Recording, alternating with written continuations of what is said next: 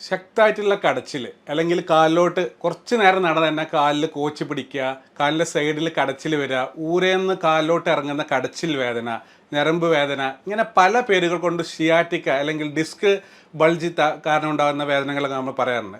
എന്താണ് ഷിയാറ്റിക്ക അല്ലെങ്കിൽ എന്താണ് ഡിസ്ക് ബൾജ് കൊണ്ടുള്ള വേദന എന്ന് നമുക്ക് കൂടുതലായിട്ട് നോക്കാം.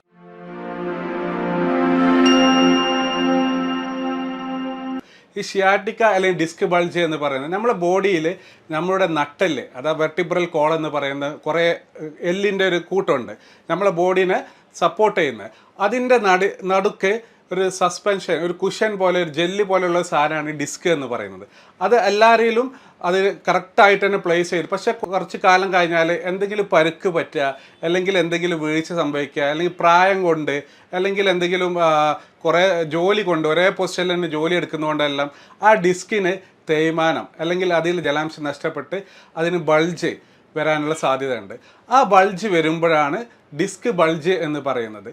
ആദ്യം തന്നെ ഡിസ്ക് ബൾജ് ഡിസ്ക് ബൾജുള്ള എല്ലാവർക്കും പെയിൻ ഉണ്ടായിരിക്കണമെന്നില്ല. അപ്പം നിങ്ങളുടെ അല്ലെങ്കിൽ എൻ്റെ MRI എടുത്താൽ അതിൽ കുറേ ഡിസ്ക് ബൾജ് ഉണ്ടാവും, ആ എല്ലാവർക്കും പെയിൻ. ആ ഡിസ്ക് ബൾജ് നമ്മളെ കാലിലോട്ട് പോകുന്ന, പ്രത്യേകിച്ച് നമ്മളെ താഴെ ഭാഗത്ത് ഊരഭാഗത്തുള്ള വെർട്ടിബ്രയിൽ കാലിലോട്ട് പോകുന്ന കുറേ ഞരമ്പുകളുണ്ട്.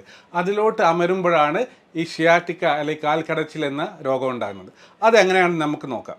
യൂഷ്വലി നമുക്ക് അതിൻ്റെ വേദന എന്ന് പറഞ്ഞാൽ കുറച്ച് നേരം നിൽക്കുമ്പോൾ കാലിലോട്ട് ശക്തമായിട്ടുള്ള കടച്ചിൽ, അതിനൊരു പാറ്റേൺ ഉണ്ടാവും. അത് വെറുതെ അല്ല കടച്ചിലല്ല, കാലിൻ്റെ സൈഡിലോട്ട് അല്ലെങ്കിൽ കാലിൻ്റെ ബാക്കിലോട്ട്, തുടയുടെ ബാക്കിലോട്ട്, കാലിൻ്റെ താഴെ വരെ ഒരു ഷോക്ക് അടിക്കുന്ന പോലെ ഒരു കടച്ചിൽ ഉണ്ടാകുന്നതിന് അതിനാണ് ഞരമ്പ് വേദന. അത് ഷിയാറ്റിക്ക കാരണം ഉണ്ടാകുന്ന ഞരമ്പ് വേദന എന്ന് പറയുന്നത്. അത് എന്തുകൊണ്ടാണെന്ന് നമുക്ക് നോക്കാം. നമ്മുടെ ഈ വെർട്ടിബ്രൽ കോളം നോക്കിയാൽ നിങ്ങൾക്ക് മനസ്സിലാവും. ഇതൊക്കെ നമ്മുടെ ഈ വെർട്ടിബ്രൽ കോളമാണ്. ഇതിൻ്റെ അടിയിൽ ഈ വൈറ്റ് പോലെ ജെല്ലി പോലെ കാണുന്ന ഏരിയയാണ് ഡിസ്ക് എന്ന് പറയുന്നത്. ഡിസ്ക് എന്ന് വെച്ചാൽ ഒരു കുഷൻ, അതിൻ്റെ അടിയിലുള്ള ജെല്ലി നമുക്ക് ചാടുമ്പോഴും ഓടുമ്പോഴൊക്കെ നമ്മളെ വെർട്ടിബ്രൽ കോളം പിടിച്ചു നിർത്തുന്ന ഒരു കുഷനാണത്. അതിന് ബൾജ് ഉണ്ടായാൽ, അതിന് തള്ളിച്ച വന്നാൽ, ആ തള്ളിച്ചയാണ് ഇവിടെ ഈ റെഡ് കളർ കാണുന്നത്. ഈ സൈഡിൽ ഒരുപാട് കശേരുക്കൾ, ഞരമ്പുകൾ താഴോട്ട് പോകുന്നുണ്ട്. പ്രത്യേകിച്ചും ഊരഭാഗത്ത് അല്ലെങ്കിൽ കാലിൻ്റെ ഏരിയയുള്ള നട്ടലിൻ്റെ ഭാഗത്ത് ഈ ഞരമ്പുകളൊക്കെ പോകുന്നത് നമ്മൾ കാലിലോട്ട് ഏരിയയിലോട്ടാണ്. ഇപ്പോൾ ഉദാഹരണത്തിന് പറയുകയാണെങ്കിൽ ഏറ്റവും താഴെയുള്ള ഈ മഞ്ഞ കളറുള്ള ഈ ഞരമ്പ് പോകുന്നത് നമ്മുടെ തുടയുടെ ബാക്കിലോട്ട്, S1 എന്ന് പറയുന്ന തുടയുടെ ബാക്കിലോട്ട്, കാലിൻ്റെ ബാക്കിലോട്ടുള്ള ഞരമ്പാണ്. അപ്പോൾ ഈ ഭാഗത്ത് ഡിസ്ക് തെറ്റിയാൽ നിങ്ങൾക്ക് ആ സൈഡിൽ മാത്രം കടച്ചിൽ, പ്രത്യേകിച്ച് നടക്കുമ്പോഴും ഇരിക്കുമ്പോഴും മുന്നോട്ടാടുമ്പോഴും. എന്തുകൊണ്ടാണെന്ന് വെച്ചാൽ നമ്മളെ ഡിസ്കിൽ ഇത് നോക്കിയൊരു ബാമ്പു അല്ലെങ്കിൽ ഒരു മുള പോലെയുള്ള സംഭവമാണ്. ഇവിടെ ഏറ്റവും കൂടുതൽ പ്രഷർ വരുന്ന സമയം എന്ന് വെച്ചാൽ നമ്മൾ മുന്നോട്ട് ആഴുമ്പോഴും അത് ഇരിക്കുമ്പോഴും നിൽക്കുമ്പോഴുമാണ്. നമുക്ക് കിടക്കുമ്പോൾ നല്ല സമാധാനം ഉണ്ടാവും സാധാരണ ഷിയാറ്റിക്ക വേദനയിൽ. അതുകൊണ്ട് തന്നെ ഏറ്റവും താഴെ ഭാഗത്ത് ഡിസ്ക് തള്ളിച്ച് വരികയാണെങ്കിൽ കാലിൻ്റെ തുടയുടെ ബാക്കിലും കാലിൻ്റെ ബാക്കിലൊക്കെ ആയിട്ടാണ് കടച്ചിൽ വരിക. പ്രത്യേകിച്ച് നിൽക്കുമ്പോഴും കുറേ കാലം നിന്നാലും നടക്കുമ്പോഴും.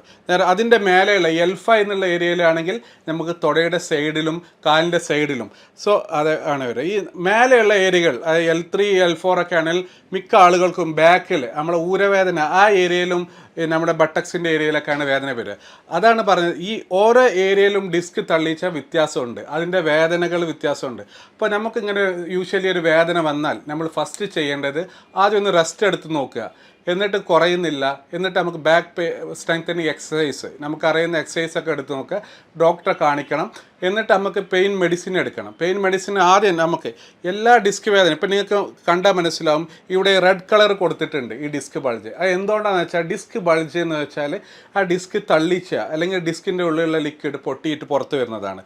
അത് അവിടെ ഇൻഫ്ലമേഷൻ അല്ലെങ്കിൽ വീക്കം, നീർവീക്കം ഉണ്ടാക്കുന്നുണ്ട്.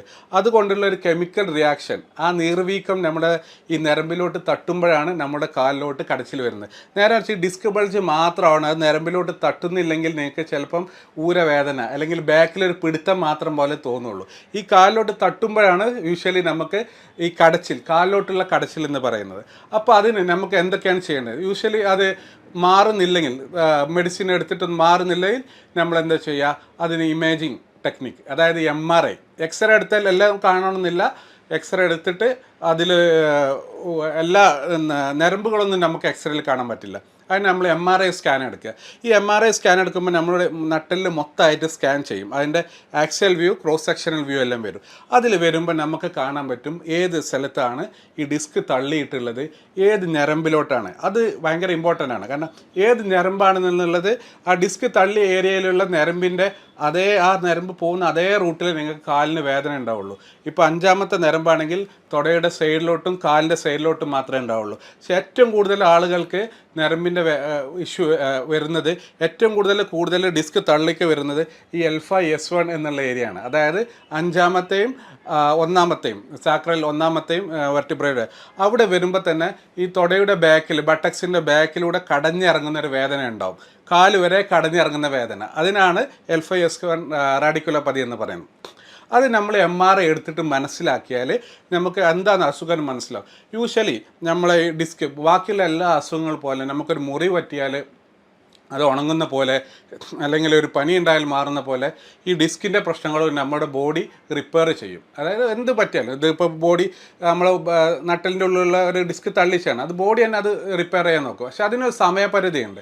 യൂഷ്വലി ഒരു 3-4 ആഴ്ച കൊണ്ട് തന്നെ അത് പെയിൻ കുറഞ്ഞു വരണം. പക്ഷെ അത് കുറഞ്ഞിട്ടില്ലെങ്കിൽ അത് നല്ല തള്ളിച്ചയാണ്, അല്ലെങ്കിൽ അവിടെ നല്ല നീർക്കെട്ടുണ്ട് എന്നാണ് അർത്ഥം. അപ്പോൾ അത്രയും കാലം നമ്മൾ മെഡിസിൻ എടുക്കുക. എന്തൊക്കെ മെഡിസിൻ? ആൻറ്റി ഇൻഫ്ലമേറ്ററി ഡ്രഗ്സ്, വേണമെങ്കിൽ നല്ല തള്ളിച്ചാണ് ലോഡ് ഓഫ് സ്റ്റിറോയിഡ് എടുക്കാം, അല്ലെങ്കിൽ ഗാബപെൻറ്റിനോയിഡ്സ് പോലെയുള്ള അഡ്വാൻസ് ഡ്രഗ്സ് എല്ലാം എടുത്തിട്ട് നോക്കുക. അതിൻ്റെ കൂടെ തന്നെ നമ്മൾ ഫസ്റ്റ് ഇവിടെ അഡ്വൈസ് ചെയ്യുന്നത് എന്താ വെച്ചാൽ, ഈ ഡിസ്ക് ഇവിടെ തള്ളാനുള്ള കുറേ കാരണങ്ങളുണ്ടാവും. അത് മറ്റുള്ള പരിക്കില്ല, അങ്ങനത്തെ എല്ലാം പൊട്ടലില്ല, അങ്ങനത്തെ എല്ലാം ആണെങ്കിൽ നമുക്ക് ഇതിൻ്റെ ഈ ഡിസ്കിനെ സപ്പോർട്ട് ചെയ്യുന്ന മസിലുകളുണ്ട് നമ്മുടെ നട്ടലിൻ്റെ ബാക്കിൽ. ആ മസിലുകൾ സ്ട്രെങ്തൻ ചെയ്യുക. അതായത് ബാക്ക് സ്ട്രെങ്തനിങ് എക്സസൈസ്. അത് സ്ട്രെങ്തൻ ചെയ്യുമ്പോൾ ഓട്ടോമാറ്റിക്കായിട്ട് ഇവിടെ കുറച്ച് ഇത് വരും, മസിലിനൊരു പവർ വരും. ആ മസിലിന് പവർ വരുമ്പോൾ തന്നെ ഇവിടെ വേദന ഈ തള്ളിച്ചൊന്ന് കുറയാൻ സാധ്യതയുണ്ട്. അതെല്ലാം നമുക്ക് ട്രൈ ചെയ്യണം. ഒരു 4-5 ആഴ്ചയോളം എക്സസൈസും ഫിസിയോതെറാപ്പി എല്ലാം ട്രൈ ചെയ്യാം. എന്നിട്ട് ട്രൈ ചെയ്തിട്ടും കുറയുന്നില്ലതിൻ്റെ അവസ്ഥ എന്താണ്? അതിൻ്റെ അർത്ഥം എന്താണെന്ന് വെച്ചാൽ, ഈ ഡിസ്ക് തള്ളൽ അത്യാവശ്യം കൂടുതലുണ്ട്. അത് ഡിസ്ക് തള്ളിയിട്ട് അവിടെ ഒരു ഇൻഫ്ലമേഷൻ, അതായത് ഒരു കെമിക്കൽ മീഡിയേറ്റർ ഇൻഡ്യൂസ്ഡ് ഇൻഫ്ലമേഷൻ, ഒരു നീർക്കെട്ട് തന്നെ ആ ഡിസ്ക് കാരണം ആ ഞരമ്പിൻ്റെ അവിടെ ഉണ്ടാകും. അതുകൊണ്ടാണ് കണ്ടിന്യൂസ് വേദന ഉള്ളത്. അപ്പോൾ അതുകൊണ്ട് നമുക്ക് 2-3 കാര്യം ഇതിൽ മനസ്സിലാക്കണം.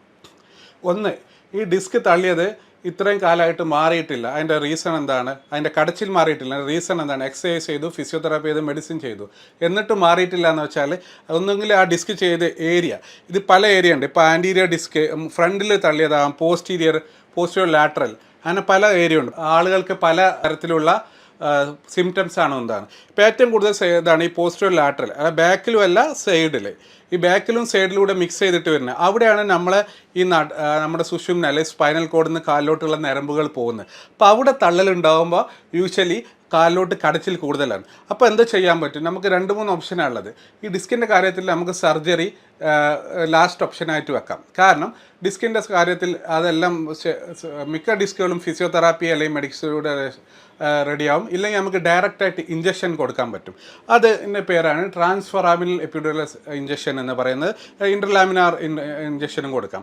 അത് നമ്മളെങ്ങനെ ചെയ്യുന്നത് വെച്ചാൽ, ഇപ്പം ഇവിടെ ഈ ഡിസ്ക് എന്നുള്ള സാധനം നമുക്ക് ഇപ്പോഴത്തെ ഉള്ളിലോട്ട് തള്ളി നീക്കാനൊന്നും പറ്റില്ല. അതിൻ്റെ അവിടെയുള്ള ആ നീർക്കെട്ട് കുറച്ചാൽ തന്നെ ആ ഞരമ്പിലോട്ടുള്ള വേദന കുറയും. എന്നിട്ട് നമുക്ക് സാധാരണ എക്സസൈസും ബാക്ക് സ്ട്രെങ്തനിങ് എക്സസൈസും ഒക്കെ ചെയ്തെടുത്താൽ നമുക്ക് ആ ഉള്ളിലോട്ട് സ്ലോ ആയിട്ട് ഡിസ്ക് സാധാരണ അമർന്ന് ഫ്രീ ആയിക്കോളും. ആ ഞരമ്പിലോട്ടുള്ള ഇൻഫ്ലമേഷൻ, ആ നീർക്കെട്ട് പോയാൽ തന്നെ ആ വേദനയും കടച്ചിലും പോയിക്കോളും. പിന്നെ നമ്മൾ എക്സസൈസ് ചെയ്ത് അത് നമുക്ക് ചെയ്യാൻ പറ്റുന്നത് എന്താ? മെഡിസിൻ എടുത്ത് കുറച്ചാലും മെഡിസിൻ എടുത്തിട്ടൊന്നും കുറയുന്നില്ല. എന്നിട്ട് നമുക്കുള്ള ഓപ്ഷൻ അവിടെ നീർക്കെട്ട് കൊടുക്കുക എന്നുള്ള. ഇപ്പം നമുക്ക് നോക്കിയാൽ അറിയാം, ഇവിടെ ഡിസ്ക് എന്ന് പറഞ്ഞാൽ നമ്മുടെ നട്ടലിന് പറഞ്ഞാൽ നമ്മളെ ബാക്കിൽ ഉള്ളിലുള്ള ഒരു എല്ലിൻ്റെ കോളാണ്. അതിൻ്റെ അവിടേക്ക് നമുക്ക് തന്നെ മെഡിസിൻ കൊടുക്കാൻ പറ്റും. അതിനാണ് പറയുക ഫ്ലൂറോസ്കോപ്പിക് ഗൈഡഡ് ട്രാൻസ്ഫൊറാമിനൽ എപ്പിഡ്യൂറൽ ഇഞ്ചക്ഷൻ എന്ന് പറയുന്നത്. അതായത് നമ്മളൊരു എക്സ്റേ മെഷീൻ വെച്ചിട്ട് നമുക്ക് MRI റിപ്പോർട്ട് നമ്മുടെ കയ്യിലുണ്ട്. ഏത് ഏരിയയിലാണ് ഞരമ്പ് കുടുങ്ങിക്കിടക്കുന്നത് നമുക്കറിയാൻ പറ്റും. എന്നിട്ട് എക്സ്റേ മെഷീൻ വെച്ചിട്ട് ഇത് നമ്മൾ തിയേറ്ററിൽ കൊണ്ടുപോയിട്ട് എക്സ്റേ മെഷീൻ വെച്ചിട്ട് ആ ഏരിയ, ആ ഡിസ്ക് കുടുങ്ങി കിടക്കുന്ന ഏരിയ നമുക്ക് സ്കാൻ ചെയ്തിട്ട് മനസ്സിലാക്കാം. അത് നമുക്ക് ലൈവായിട്ട് കാണാൻ പറ്റും. എന്നിട്ട് അവിടെ നമ്മൾ ഡൈ കൊടുക്കും. അതായത് ആ കുടുങ്ങി കിടക്കുന്ന ഏരിയ ആ ഞരമ്പ് എവിടെയാണെന്ന് കണ്ടുപിടിക്കും. എന്നിട്ട് ആ ഞരമ്പ് എവിടെയാണ്, ആ കുടുങ്ങി കിടക്കുന്ന ഏരിയയാണ്, അവിടോട്ട് ഡയറക്റ്റായിട്ട് നമ്മൾ വളരെ കട്ടിയില്ലാത്തൊരു നീഡിൽ പാസ് ചെയ്തിട്ട് ഡയറക്റ്റായിട്ട് അവിടെ രക്തോട്ടം കൂടാനും നീര് വലിയാനുള്ള ഇഞ്ചക്ഷൻ കൊടുക്കും. അത് കൊടുക്കുമ്പോൾ എന്താ വെച്ചാൽ ഇവിടെയുള്ള ഈ വീക്കോ നീർക്കെട്ടെല്ലാം വലിഞ്ഞു പോകും. ഉടനെ വലിഞ്ഞു പോകുന്നല്ല, കുറച്ച് ദിവസങ്ങൾ കൊണ്ട് മെല്ലെ മെല്ലെ ആയിട്ട് വലിഞ്ഞു പോകും. അപ്പോൾ ഈ ഞരമ്പ് കാലിലോട്ടുള്ള നമ്മൾ കടച്ചിലുണ്ടാക്കുന്ന ഞരമ്പ് ഏതാണോ അത് ഒന്ന് ഫ്രീ ആവും. ഫ്രീ ആകുമ്പോൾ തന്നെ നമുക്ക് കടച്ചിൽ പരിപൂർണമായിട്ട് അല്ലെങ്കിൽ ഒരു 90% കുറഞ്ഞിട്ട് നമുക്കൊന്ന് ഫ്രീ ആയിട്ട് നമ്മളെ കാര്യങ്ങൾ ചെയ്യാനൊക്കെ പറ്റും. അങ്ങനെ എക്സസൈസും കാര്യങ്ങളൊക്കെ ചെയ്യാനും പറ്റും. അത് ഉടനെ തന്നെ നമുക്കത് ഡേ കെയർ പ്രൊസീജിയറായിട്ട് ചെയ്യാൻ പറ്റുന്നത്. ഡേ കെയർ എന്ന് വെച്ചാൽ നിങ്ങൾക്കിപ്പോൾ കടച്ചിലുണ്ട്, MRI റിപ്പോർട്ടായിട്ട് വന്നു, അന്ന് തന്നെ ഇഞ്ചക്ഷൻ ചെയ്ത് നിങ്ങളുടെ ബ്ലഡ് ഷുഗറും എല്ലാം നോർമലാണെങ്കിൽ അന്ന് തന്നെ ഇഞ്ചക്ഷൻ ചെയ്ത് ഒരു 1-2 മണിക്കൂറിൻ്റെ ഉള്ളിൽ വീട്ടിലോട്ട് പോകാൻ പറ്റും. എന്നിട്ട് വീട്ടിലോട്ട് പോയിട്ട് കുറച്ച് ദിവസം റെസ്റ്റ് എടുത്തിട്ട് ഫിസിയോതെറാപ്പി എക്സസൈസ് എല്ലാം ചെയ്തിട്ട് അവിടെ ബാക്ക് സ്ട്രെങ്തനിങ് എക്സസൈസ് കൊണ്ടുവരണം. അപ്പോൾ നമ്മളിതെന്താണ് ഡിസ്ക് വേദന ഉണ്ടാക്കുന്നത്, കാലിലോട്ട് കടഞ്ഞിറങ്ങുന്ന വേദന ഉണ്ടാക്കുന്നത് അത് നീർക്കെട്ട് കാരണമാണ്. ആ നീർക്കെട്ട് കുറക്കാനുള്ള മരുന്ന് ഗുളികയായിട്ട് കുടിച്ചിട്ട് മാറുന്നില്ല, എക്സസൈസും ഫിസിയോതെറാപ്പി ആയിട്ട് കുടിച്ചിട്ട് മാറുന്നില്ല, നമുക്ക് നേരിട്ട് അവിടേക്ക് ഇഞ്ചക്ഷൻ കൊടുക്കാൻ പറ്റും. അതിനാണ് എപ്പിഡ്യൂറൽ സ്റ്റിറോയിഡ് ഇഞ്ചക്ഷൻ എന്ന് പറയുന്നത്. അതുകൊണ്ട് വേറെ ദോഷങ്ങളും കാര്യങ്ങളൊന്നുമില്ല. ഷുഗറൊക്കെ കൺട്രോൾഡ് ആണെങ്കിൽ അത് വളരെ സേഫാണ്. ഷുഗർ കൺട്രോൾ അല്ലെങ്കിൽ അത് കൺട്രോൾ ആക്കിയിട്ട് ചെയ്യുന്നതാണ് നല്ലത്. അതുകൊണ്ട് മിക്ക ആളുകൾക്കും നല്ല റിസൾട്ട് ഉണ്ടാവാറുണ്ട്. എന്നാൽ ചില ആളുകൾക്ക് ചിലപ്പോൾ 2-3 മാസം അതിന് ചെറിയ കടച്ചിൽ എന്തെങ്കിലും വേണമെന്നെങ്കിൽ ഒരു ഇഞ്ചക്ഷൻ കൂടെ ചെയ്ത് കൊടുക്കാം. അതിലൊന്നും ഒരു ബുദ്ധിമുട്ടുണ്ടാവാറില്ല. അപ്പോൾ അതാണ് ചെയ്യുന്നത്. എന്നിട്ട് വീണ്ടും വരികയാണെങ്കിൽ മാത്രം സർജറിനെ കുറിച്ചൊക്കെ നമുക്ക് ആലോചിക്കാൻ പാടുള്ളൂ. മിക്ക ആളുകൾ, അതായത് 70 to 90%, 90% ആളുകൾക്കും ഈ ഒരു ഇഞ്ചക്ഷനിലൂടെ വളരെ ബെനിഫിറ്റ് ഉണ്ടാകാറുണ്ട്, നല്ല പെയിൻ കുറവുണ്ടാകാറുണ്ട്. ഇതാണ് ഷിയാറ്റിക് അല്ലെങ്കിൽ റാഡിക്കുലോപ്പതി എന്ന് പറയുന്നത്. അപ്പോൾ റാഡിക്കുലോപ്പതി അല്ലെങ്കിൽ ഷിയാറ്റിക്കിനെ പറ്റി ചുരുക്കി പറയുകയാണെങ്കിൽ അതൊരു മാറാ രോഗമല്ല. അത് നമ്മൾ പുറത്ത് കുറേ മസാജ് ചെയ്തുകൊണ്ടൊന്നും കാര്യമില്ല. അതെന്ന് വെച്ചാൽ അതിൻ്റെ ഞരമ്പുകൾക്ക് കാരണം ഇത്രയും ആഴത്തിലാണ് ഈ ഞരമ്പുകളെല്ലാം കിടക്കുന്നത്, അവിടെ നീർക്കെട്ട് വരുന്നതാണ്. അവിടെ നേരിട്ട് മരുന്ന് കൊടുക്കാൻ പറ്റുന്ന ഇഞ്ചക്ഷനാണ് അതിനോട് ബെസ്റ്റ് ട്രീറ്റ്മെൻറ്റ് മൊഡാലിറ്റി എന്ന് പറയുന്നത്. അപ്പോൾ അതിനാണ് pain medicine, intervention pain medicine use ചെയ്യുന്ന ട്രാൻസ്ഫോറാമിൻ എപ്പിഡ്യൂറൽ സ്റ്റിറോയിഡ് ഇഞ്ചക്ഷൻ എന്ന് പറയുന്നത്.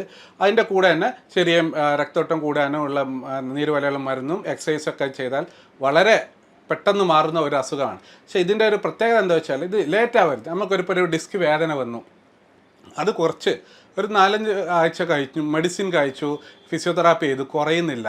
പിന്നെ അതിന് അങ്ങോട്ട് ഒത്തിരി നമ്മൾ ചികിത്സകൾ ട്രൈ ചെയ്യാതെ നമുക്ക് നേരിട്ട് മരുന്ന് കൊടുക്കാൻ പറ്റുകയാണ്. അതാണ് ഏറ്റവും ബെസ്റ്റ്. കാരണം എന്താണെന്ന് വെച്ചാൽ നമ്മളിത് പഴകും തോറും ഇത് ജെല്ലി പോലുള്ള സാധനം അത് ഹാർഡാവും. അത് ഹാർഡായിട്ട് അവിടെ ഇമ്പാക്റ്റ് ചെയ്ത് നിന്നാൽ പിന്നെ നമുക്ക് കൊടുക്കുന്ന ഇഞ്ചക്ഷൻ ഇപ്പോൾ ഒത്തിരി പഴക്കമുള്ളതിനും വലിയ എഫക്റ്റ് ഉണ്ടാകുന്നില്ല. പക്ഷേ ഇത് പഴക്കം ചെന്ന് ഡിസ്ക് വേദന കൂടിയാൽ എന്താ പ്രശ്നം വെച്ചാൽ ഈ ക്രോണിക് വൈഡ് സ്പ്രെയിൻ അല്ലെങ്കിൽ മയോഫേഷ്യൽ പെയിൻ, ഇതിൻ്റെ ഈ ഡിസ്കിൻ്റെ ബാക്കിലുള്ള കുറേ മസിലുകളൊക്കെ ഉണ്ട്, അതൊക്കെ ഓവറായിട്ട് ഫയർ ചെയ്യാൻ തുടങ്ങും, അതിൻ്റെ സെൻസേഷനൊക്കെ കൂടും. അപ്പോൾ മൊത്തത്തിൽ ഡിഫ്യൂസ് പെയിൻ ആവും. നമ്മൾ ഊരവേദന ഉള്ളത് കാലിലോട്ട് വേദന ഉള്ളത് സൈഡിലോട്ട് വേദന പോകും. ചില ആളുകൾക്ക് ഇത് മേലോട്ട് സെൻസേഷൻ കയറിയിട്ട് ആ സൈഡിൽ ഇപ്പോൾ വലത്ത് ഭാഗത്ത് കാലിലോട്ട് വേദന ഉണ്ടെങ്കിൽ വലത്ത് ഭാഗത്ത് കയ്യിലോട്ട് വേദന വരാം, ഷോൾഡറിലോട്ട് വേദന വരാം, മൊത്തം വേദന വരാം. അങ്ങനെ ഡിപ്രഷനിലോട്ട് പോകുന്ന ആളുകളുടെ അങ്ങനെ ക്രോണിക് വൈഡ് സ്പ്രെഡ് പെയിൻ അല്ലെങ്കിൽ മയോഫേഷ്യൽ പെയിൻ സിൻഡ്രോം എന്നൊക്കെ പറയും. അങ്ങനെ ചിലവർക്ക് അത് ഫൈബ്രോമയാൾജി ആയി മാറാറുണ്ട്. അപ്പോൾ ഇതിനൊക്കെ നമ്മൾ ചെയ്യേണ്ടത് ഈ ഡിസ്ക് പെയിൻ അത് കുറേ കാലം കൊണ്ടുവച്ച് കിടക്കാതെ അതിന് ഇപ്പോൾ അതിനൂതനമായിട്ടുള്ള ഇൻ്റർവെൻഷൻ പെയിൻ മെഡിസിനിലുള്ള ചികിത്സാ രീതികളൊക്കെ ട്രാൻസ്ഫോറാമിൻ എപ്പിഡ്യൂറൽ സ്റ്റിറോയിഡ് ഇഞ്ചക്ഷൻ പോലുള്ള ചികിത്സാ രീതികൾ ചെയ്താൽ അത് ഉടനെ തന്നെ മാറ്റാവുന്നതാണ്. അത് മാറ്റിയിട്ട് എക്സസൈസും ഫിസിയോതെറാപ്പി നമ്മളെ കാര്യങ്ങളൊക്കെ ചെയ്ത് മെഡിസിനൊക്കെ ചെയ്ത് നല്ല ഫുഡൊക്കെ കഴിച്ച് വെയിറ്റൊക്കെ കുറച്ച് നമ്മൾ അതിൻ്റെ കൂടെ ലൈഫ് സ്റ്റൈൽ കൂടെ മോഡിഫൈ ചെയ്താൽ ഒത്തിരി മാറ്റം ഉണ്ടാകും. ഇതിനെക്കുറിച്ച് ഇത്രയേ ഉള്ളൂ ഡിസ്ക് പെയിൻ അല്ലെങ്കിൽ ഷയാറ്റിക്കിനെ കുറിച്ച് ഞാൻ ഇന്ന് പറയുന്നത്. Thank you.